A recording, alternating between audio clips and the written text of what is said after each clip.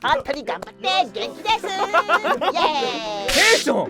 テンションすごい。ごめんなさい、ちょっと初対面なんですけども、ここまでテンションの高いあんたたち二人可愛いからさ、ちょっと私も照れてんだけどさ、ちょっと舞い上がってんだけど。やだ。ありがとうございます。どんなことでも吸収したいと思う。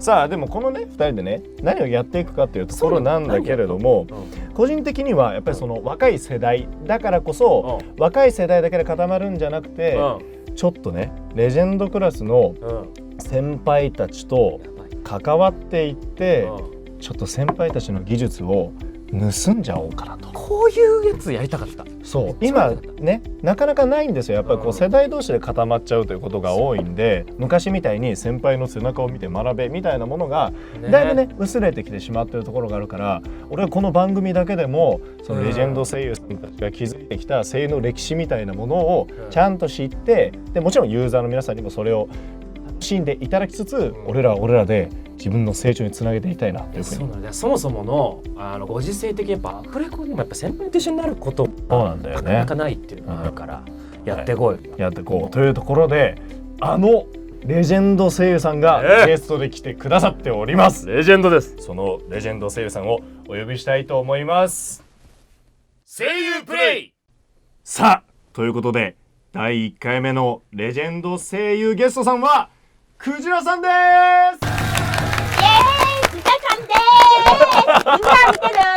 本当に頑張って元気です。イエーイ。テンションすごい。ちょっとごめんなさい、ちょっと初対面なんですけども、ここまでテンションの高い上げてください。フワちゃんを意識しました。あら、フワちゃんフワちゃちょっとんを。最近似てるって言われてるんですよ、私。私のお友達がクジラちゃんにフワちゃんってすごく20代30代の時のクジラちゃんにそっくりだと。もう傍若無人でとかあんな感じでなんか。いや、あんな感じじゃなかったですよ。出してませんでしたよね。別に服装はね、でもね、ちょっと服装もそんなのに近い感じだったと言われました。でね、ちょっと傍若無人で先輩に対してタメ口っていうのはあったんですよ。最初はね、そうですねとか言ってんだけど、それでなんて言っちゃったんだからやだやだとか言って徐々にこう、特にお酒飲んだりなんかしたらね、またまたこの野郎とか言っちゃったりとかね。なかなかできないですよ。先輩相手にしてしまいました。僕らもお会いするのが初めてですし、やっぱりこう20代でもう若手みたいな人もクジラさんとお話できる機会ってなかなかないと思うので、今回はクジラさんのすごくパーソナルな部分から役に関するお話までもう根掘り葉掘り伺っていこうかとあん思ってます。まりためにならんぞ。いやいやいやいや何おっしゃいますか。もう本当？発信やだ、してみましょう。そう？はいあんたたち二人可愛いからさ、ちょっと私も照れてんだけどさ、ちょっと舞い上がってんだけど。やだ。ありがとうございます。どんなことでも吸収したいと思います。本当？ありがとう。じゃあ吸収して。ということでですね、はいこちらに大きな年表を用意していただきました。おこちらです。どドン。ダン。レジェンド声優、はいクジラさんのはい年表ということなんですけれども、はいまあ上からね順にねちょっと辿っていきましょうかね。はいまず1960年の4月1日東京と生まれということなんですけれども、そうなんかこれウィキペディアの情報が間違ってるみたいな。61年ってなってんの。ええ私別にごまかしたつもりはないんだけど、なんで61年？皆さんウィキペディアのでなんか直せるんでしょあれ。あ、そうですそうですね。ね。直して誰か。60年って。ここをちょっとうんソース元にしていただいて、うんうん役者の道に進まれるきっかけみたいなものは何だったんですか。大学4年の時にはい就職活動したんだけど、え何にもどこにも引っかかんなかったのよ。あーでちょうど就職氷河期で、でまあしょうがないからどうしようかなと思ってぼーっとしてたら、うちの母が「あんたさお芝居とか好きじゃん」で、私高校時代は演劇部だったの。あ、演劇部ではあったんですね。でも全然その道に進もうとも全然思ってなかったんだけど、なんかそれでなんか養成所とか通ってみたらとかって、でそれからなんか養成所通ってで別にまあ趣味で続けられればいいかなみたいな感じだったんだけど、へーでもだんだん面白くなっちゃって、もともとお芝居好きだから、ええでそれで今に至る。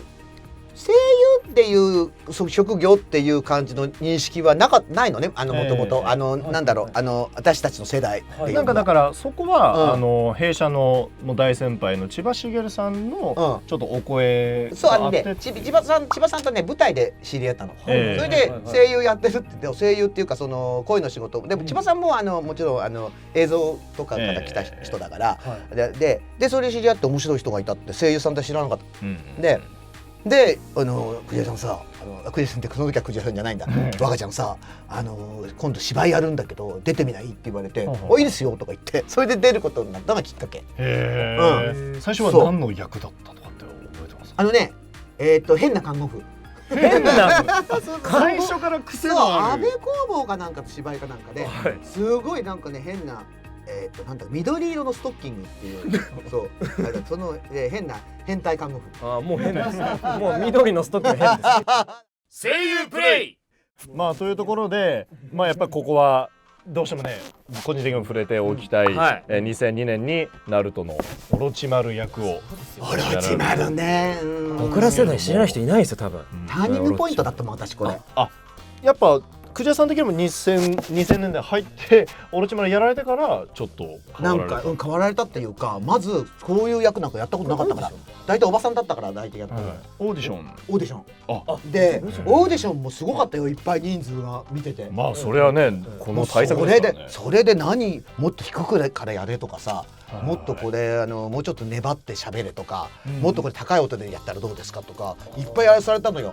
これでこんなにやらされた。私だけすごい長かったのオーディションが。で私こんだけやらされて受かんなかったら本当に腹立つぞと思ったもんね。そしたらその頃の総合監督の伊達監督っていうのがいらっしゃってるんだけど、その人だけがクジラさんをオロチマルにしたいっていうふうにみんなに言って、クジラをオロチマルにしたいんだけどって言ったの。ところがみんな周りはオロチマルは男の人じゃないとって言って大反対だったわけで、それでいろんなのを見せるためにどうも私をいろいろやらせたらしい。なるほど。そもそもの性別の壁が。そう、性別の壁があったから。でこの役っていうのは難しい役で、お話が進むうちに男になるか女になるかわからないと。そうですよね。だからすごく悩んだと思うのね。僕もやっぱちっちゃい時見てた時は正直男の人がやってるもんだと思ってて、未だにそういう人いるからね。そうですよね。ぐらい違和感なかったよ。違和感ないし、その心情的にどう演じてるじゃないですけれども、どっちに寄るわけでもなく、でも寄る時もなんか男に寄る時もあれば女に寄る時もあってみたいな、この習慣の不安として不気味さ。だからね、私ねこれをやるにあたってやっぱりモデルをいろいろ考えてた。どんな人がやったらでね、三輪明宏さん。なるほど。もう具体的にあの人がやったらそれとあと平見喜次郎さん。この2人をどうにかこうアレンジできてやれないかどうかと思って、いやだってほら全然ないから引き出しに今までの真似から入るしかないじゃん。なんかそれでいろいろビデオを見たりとかいろいろして、である時その平見喜次郎さんがリア王をおやりになった時があって、でその時にセリフで「風よ吹け!」っていうものすごく綺麗なウィスパーを、今私もあんまりうまくできてないんだけど、すごく美しいウィスパーだったの。これは使えると思って。だからちょっとウィスパー混じりのセリフにしようと。なるほど。だから常にこう息の混ざってる量の配分がだからすごくまあなんか完成されているというか。っていうよりもね、低い音を要求されてるから、どうしても低い音を出すためにはちょっとウィスパーが混じんないと言いにくいわけ。うんと低くって言われてるだから。だからクジラさんの中でも地声がね、女性の中で低めなクジラさんの中でももっと低く、もっと低いところ。ちょっとこれは苦労してやっぱり珍しく勢いでやる私が苦労してちゃんとこう作ったやつだから、最初役のあれが決まるまではやっぱり時間がかかった。やっと1年ぐらい経ってからなんとなく軌道に乗ってきたって感じ。さあその後ですね、ちょっと時間空けて同じくジャンプの大ヒット作品銀魂で落とせ、こちらはでも落とせばね同じ今喋ってるでしょ。なんかねテンション感とかなんかこうこのままトーンも結構地声に近いような形で、なんか僕事前にこう調べてて、他にもいろいろと人気キャラクターいるんですけれども、結構ご自身の中で印象に残ったキャラクターで弾丸論破の桜役が印象に残った役というふうになんかそうで弾丸論破はゲームから先だったでしょ、で弾丸論破の大神桜は女子高校生なのよ。そうですね超高校級のね。超高校級のでも体とか見たら絶対なんかのアニメでしょみたいな。あたたたたたたかなと思うんですよ。で、なんかなと思って、それでやっぱりこうで行ってでやっぱり一声目こう出したね。そしたらさすみません口さんもうちょっと渋くお願いします。渋く。女子高校生ですよね。女子高校生なのに渋くお願いします。次元大介みたいにお願いします。次元大介。具体的なキャラクター。次元大介みたいな。全然違う。ね。次元大介みたいなそういう渋いイメージです。ああなるほど。でも女子高生ですよね。本当にそうって言って。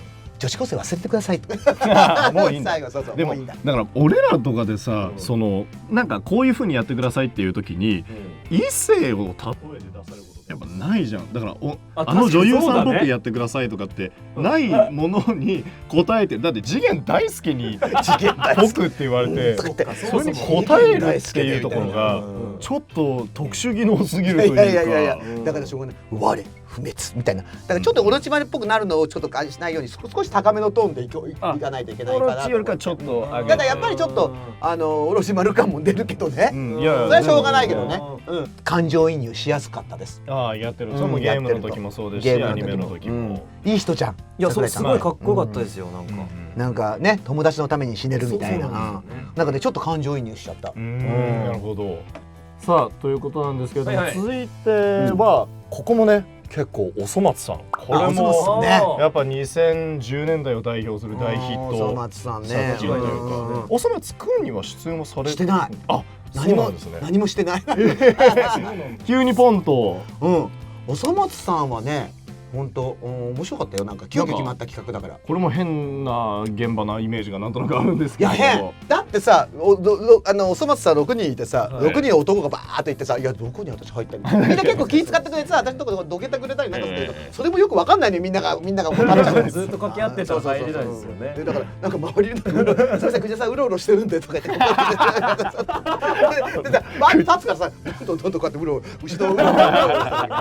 なんですか、やっぱ松代みたいなちょっとなんだろう、お母さん気質な役は結構演じてて楽しいみたいなところある。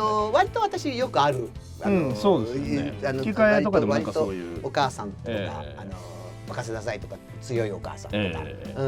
まあちょっとこのお母さん能天気なお母さんなんだけど、割とそういうなんかちょっとうわちゃじゃないんだけど、ちょっと能天気さが混じってるお母さんは多い。ただ強いだけじゃなくてやりやすい。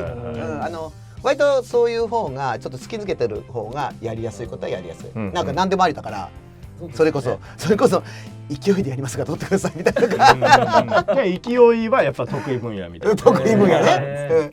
で他にもアニメしたらあるんですけど、僕ちょっと吹き替えでやっぱこうリトルマーメイドのアースですとか、あとはやっぱ CSI 科学捜査班、これもね人気シリーズでしたね。指紋の人ね。指紋を取る人ね。吹き替えのなんかこう面白さというか、最初その吹き替えっていうものをやられた時の感想みたいなもの、なんかやっぱちょっと変な仕事じゃないですか。他の人がやったものを日本語に吹き替えるってすごくアニメーションはやっぱこう最初から日本語が原音だしっていうところだけど、ちょっとその奇妙な仕事だなって、僕一番でも吹き替えがすごい好きなんですけど、この吹き替えというものに触れた時はどういう、一体何をどうしていいのかよく分からなかったのよ。なんだからもちろん原音があってそれに合わせて言うんだけど、一体どこを合わせて、私アニメからだったから、逆にこれどこを合わせていいのか、この役者さんの表情に合わせてらいいのか、どっちを優先したらいいのかがちょっとよく分からなかったのね。それででもやってるうちに、そうか表情言葉の日本語と英語って違うから、なんか、ね、英語でって言ってるところはもちろんそこで合わせていくんだけども、他のところをあまり淡々と日本語を喋ってるとダメなのよね。そうですね。やっぱ違う言語だし、違う人種だし、英語はね割と淡々としてるのよ。だけど日本語で淡々としちゃダメなんだよね。確かにディレクションでもそういうことあります。やっぱその吹き替えの音に合わせてそういう風に寄ったらもうちょっと強めにくださいみたいな。それはね日本語と英語の違いなの。言語の違いで、英語は母音でできてるけど、日本語は子音でできてるんで、これ結構大事な話です。本当に声優目指してる人はここ注目してほしい。だからやっぱりちょっとこう割と強めに出していかないと子音だから、どうしても母音のあれには負けてしまうのね。だから母音だから淡々と言っても成立するっていう感じます。なんか感じた。それは一番それをね掴むまでにはやっぱりちょっと時間がかかってた。でもそれをやったら大丈夫だと。あと呼吸。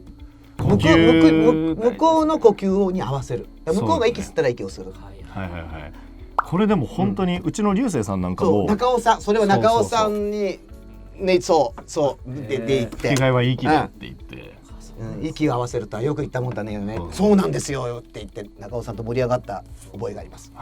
じゃあもう結構いろんなことをお伺いできたんですけれども、そんないろんな技術を持ってらっしゃる藤谷さんの技術をちょっと僭越ながら盗まさせていただきたいとまあ盗んでちょうだいいうところでどっちだよじゃあレジェンドクジラさんのレッスンコーナー、いっちゃおうか、りょうた。よっしゃ、じゃあいきます。聞いてちょうだい。じゃあいくよ、せーの。レジェンド声優クジラさんから学べ名台詞レッスンゲーム対決。よっしゃ